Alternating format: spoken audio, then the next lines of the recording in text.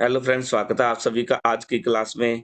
आज है 9 अगस्त। 9 अगस्त सुबह तक के जो भी महत्वपूर्ण करंट अफेयर्स हैं, वो इस क्लास में कराए गए हैं। तो आप इस क्लास में जो भी करंट अफेयर्स कराए गए हैं, उनको लिख लीजिएगा, रीड कर लीजिएगा।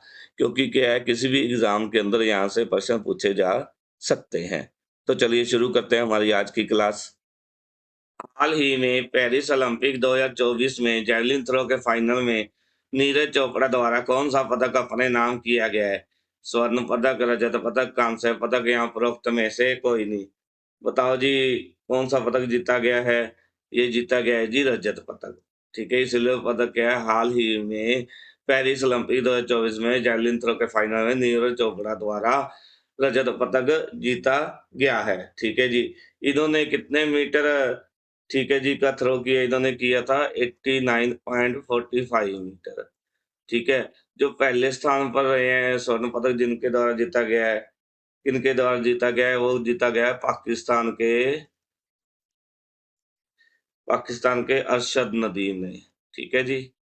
अरशद नदीम, इनके द्वारा क्या है, कांस्य पदक क्या है, गोल्ड पदक जीता गया है, स्वर्ण पदक जीता गया है। इन्होंने कितना मीटर का थ्रो किया था? इन्होंने किया था 92.97, ठीक है?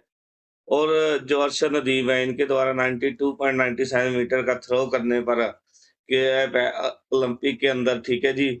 ओलंपिक के अंदर पेरिस ओलंपिक 2024 के अंदर गोल्ड मेडल जीता है, ठीक है जी? इससे पहले जेवलिन थ्रो का रिकॉर्ड कितना था? ये इन्होंने एक विश्व इतिहास का ऐतिहासिक रिकॉर्ड भी बनाया, इनके द्वारा विश्व रिकॉर्ड भी बनाया गया है अरशद नदीम के द्वारा। इससे पहले था जी 90.57 मीटर का रिकॉर्ड था, ठीक है? जो किसके नाम था? एंड्रियास के नाम था, ठीक है जी? अब क्या पेरिस ओलंपिक 2024 में जैवलिन थ्रो के फाइनल में नीरज चोपड़ा ने 89.45 मीटर का थ्रो करके किया, ठीक है जी? इसके अंदर इन्होंने कौन-सा जीता? इन्होंने रजत पदक जीता। और पाकिस्तान के अरशद नदीम ने कितने 92.97 का थ्रो करके गोल्ड मेडल अपने नाम किया। ठीक है जी। नीरज चोपड़ा का क्या है, केवल एक ही थ्रो, ठीक है जी, एक ही थ्रो जो दूसरा था उसके अंदर 89.45 मीटर का थ्रो किया। बाकी सभी जो प्रयास थे नीरज चोपड़ा के विफल रहे। ठीक है जी। इस मुकाबले के अंदर पाकिस्तान का अर्शदीप ने सिर्फ़ गोल्ड मेडल ही नहीं जीता, बल्कि उसने ओलंपिक के इतिहास में 92.97 का थ्रो करके इतिहास भी रचा है। ठीक है जी। इससे पहले किसके नाम था यह ऐतिहासिक रिकॉर्ड? ये था एनडीएस के नाम, और उन्होंने कितने मीटर का रिकॉर्ड बनाया था? 90.57 मीटर का। ठीक है जी। इस मुकाबले के अंदर क्या अर्शदीप ने 92.97 का थ्रो करके पहले स्थान पर रहे। ठीक है जी, भारत के नीरज चोपड़ा 89.45 मीटर का थ्रो करके दूसरे स्थान पर रहे। जबकि क्या ग्रोंडा के ग्रेनाडा ने ग्रोंडा के ग्रेनाडा के पीटर्स एंडरसन है, वो तीसरे स्थान पर है। उन्होंने कितने मीटर का थ्रो किया? 88.50 मीटर का, और इन्होंने कौन-सा कांस्य पदक अपने नाम किया। ठीक है जी। आगे नेक्स्ट क्वेश्चन है जी हमारा, हाल ही में अहमद हचानी को बर्खास्त किया गया है, वो किस देश के प्रधानमंत्री थे? ट्यूनेशिया, बांग्लादेश, ईरान या उपरोक्त में से कोई नहीं। ये थे ट्यूनेशिया के, ठीक है जी, ऑप्शन 1 हमारा राइट आंसर है। इनको बर्खास्त क्यों किया गया? इनको बर्खास्त बिजली और पानी क्या है, ट्यूनेशिया के कई हिस्सों में बिजली, ठीक है, और पानी के संकट को लेकर, ठीक है जी, इनका विरोध किया जा रहा था, जिस कारण क्या है, ट्यूनीशिया के राष्ट्रपति द्वारा इनको बर्खास्त कर दिया गया है।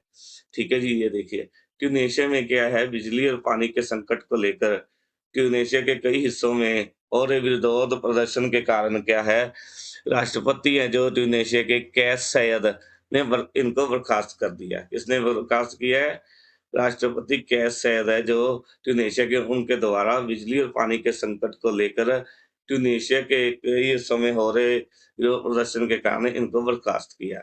इनके स्थान पर किसे बनाया गया? सामाजिक मामलों के मंत्री कामिल मदोरी को प्रधानमंत्री नियुक्त किया गया।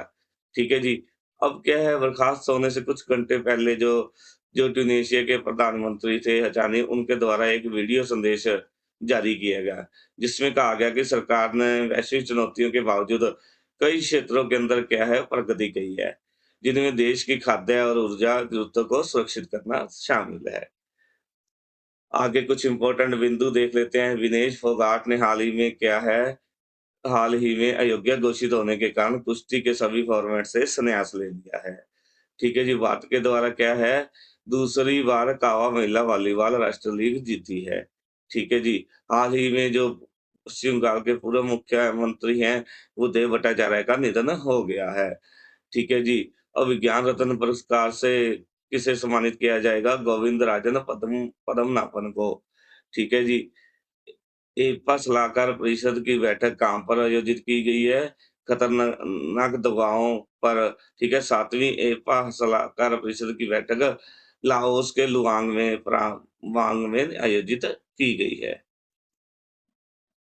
आगे है जी, हाल ही में पेरिस ओलंपिक 2024 में भारतीय हॉकी टीम ने कौन-सा पदक जीता है? बताओ जी कौन-सा पदक जीता है? स्वर्ण, रजत, कांस्य या उपरोक्त में से कोई नहीं। भारतीय हॉकी टीम ने कांस्य पदक जीता है। ठीक है जी, भारत ने इसमें किसको हराया? स्पेन को। ठीक है जी, स्पेन को इसके अंदर हरा दिया और कितने से हराया? 2-1 से।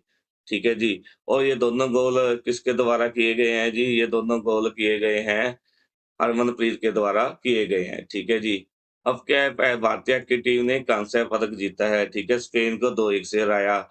ठीक है जी, इस मैच में क्या है हरफनमौला खिलाड़ी हरमनप्रीत सिंह द्वारा दोनों गोल किए गए जो जो भारत के 2 गोल हुए थे, ये इन्हीं के द्वारा किए गए। ठीक है जी, भारतीय हॉकी टीम ने कांस्य पदक जीतकर जो गोलकीपर है भारत के श्री पीआर हरिजेश जी, उनको यह सम्मानित किया, यह समर्पित किया जो पदक था। क्योंकि क्या है, यह श्री जेश जी का अंतिम मैच था। इसके बाद उन्होंने क्या है हॉकी से संन्यास ले लिया है। ठीक है जी। श्री जेश जी की बात करें तो ये महानतम गोलकीपर है, विश्व के महान गोलकीपरों में से एक है। ठीक है जी। टोक्यो के अंदर भी भारत के द्वारा क्या था, कांस्य पदक हॉकी में अपने नाम किया था। अगर हम स्वर्ण पदक की भी बात करें इस पेरिस ओलंपिक 2024 में हॉकी में, तो यह नीदरलैंड ने जीता है। ठीक है जी, रजत पदक की बात करें तो यह जर्मनी के द्वारा जीता गया है। आगे क्वेश्चन है, हाल ही में भारतीय सेना ने पर्वत प्रहार अभ्यास कहाँ आयोजित किया है? सिक्किम, राजस्थान, लद्दाख या उपरोक्त में से कोई नहीं। ये किया गया है लद्दाख के अंदर। ठीक है जी, लद्दाख के अंदर क्या है, हाल ही में भारतीय सेना ने पर्वत पहाड़ अभ्यास किया है। ठीक है जी, यह क्या है, यह जो अभ्यास है, यह उच्च ऊंचाई वाले युद्ध अभियानों पर केंद्रित है। ठीक है जी, यह अभ्यास कहाँ पर किया गया? भारत चीन सीमा के नजदीक एलएसी के पास। ठीक है जी, लद्दाख में एलएसी के पास सेना की तत्परता और प्रभावशीलता को बनाए रखने के लिए आयोजित किया गया। ठीक है जी, इस अभ्यास के अंदर क्या है, पहाड़ी और उबड़-खाबड़ इलाकों पर जोर दिया गया है, जैसे कि पूर्व लद्दाख जैसे क्षेत्रों में पाए जाते हैं। इस अभ्यास के अंदर क्या है, सेना की विभिन्न शाखाएँ भाग ले रही हैं। ठीक है, जिसमें पैदल सेना, बख्तरबंद, तोपखाना और सहायक इकाइयाँ शामिल हैं। आगे नेक्स्ट क्वेश्चन है जी, आरबीआई द्वारा यूपीआई कर सीमा बढ़ाकर कितनी कर दी है? 3 लाख, 5 लाख, 7 लाख या उपरोक्त में से कोई नहीं। कितनी की है? 5 लाख। ठीक है जी। क्या है, आरबीआई द्वारा पहले कितनी थी कर सीमा? यूपीआई द्वारा करने की 1 लाख। ठीक है जी। अब कितनी कर दी? 5 लाख। ठीक है जी। ये क्योंकि ये ऑनलाइन ट्रांज़ैक्शन को बढ़ावा देने के लिए की गई है। आगे है जी, हाल ही में बोइंग ने अपना नया अध्यक्ष और सीईओ किसे नियुक्त किया है? केली आटवर्ग, विकास लखेरा, नीरज चोपड़ा या उपरोक्त में से कोई नहीं। नया अध्यक्ष और सीईओ किसे नियुक्त किया गया है? केली आटवर्ग। ठीक है जी, बोइंग क्या है? बोइंग है अमेरिका की जो बोइंग है जो, वो दुनिया भर में यात्री विमानों की सबसे बड़ी निर्यात कंपनियों में से एक है। ठीक है जी।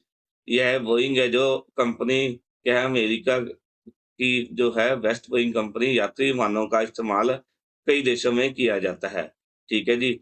बोइंग कंपनी के जो निर्माण किए गए विमान हैं, उनको कई देशों में इस्तेमाल किया जाता है। ठीक है जी। कंपनी के विमानों की सुरक्षा से जुड़े संकट के बारे में ध्यान में रखते हुए क्या है, बोइंग के अध्यक्ष और सीईओ डेव कैल्होन ने कुछ महीने पहले इस्तीफा दे दिया था। ठीक है जी। अब हाल ही में किसे बनाया गया है? केली आर्टवर्क को नया अध्यक्ष और सीईओ नियुक्त किया गया है। आगे महत्वपूर्ण बिंदु देख लेते हैं। राष्ट्रीय भाला फेंक दिवस कब बनाया गया है? 7 अगस्त को। ठीक है। हाल ही में जो सामाजिक कार्यकर्ता है शोभना रनाडे, उनका निधन हुआ है। ठीक है जी। राजस्थान की पहली विमानन अकादमी कहाँ शुरू की गई है? अजमेर के अंदर। ठीक है जी। साल 2023 के अंदर क्या सर्वश्रेष्ठ पर्यटन गांवों के रूप में भारत के 35 गांवों को मान्यता दी गई है। ठीक है जी। भारत के हाई कमिश्नर है जो कहाँ बने हैं? मृदु पवन दास जी रवांडा के अंदर बने हैं।